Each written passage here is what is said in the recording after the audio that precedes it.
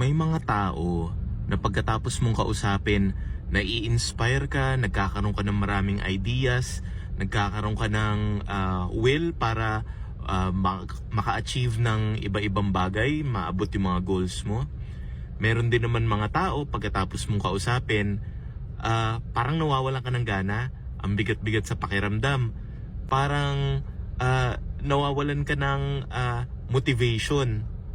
So, dito sa dalawang klaseng taon to, definitely yung isa mas positive, yung isa medyo negative.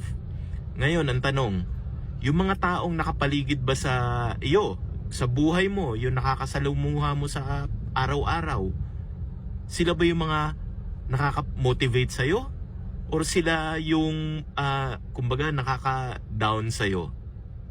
And mas importanteng tanong, anong klaseng tao ka ba? Ikaw ba yung tipong pag nakausap ng ibang tao namomotivate sila? O ikaw yung tipong pag nakausap ng ibang tao na bumibigat yung pakiramdam nila?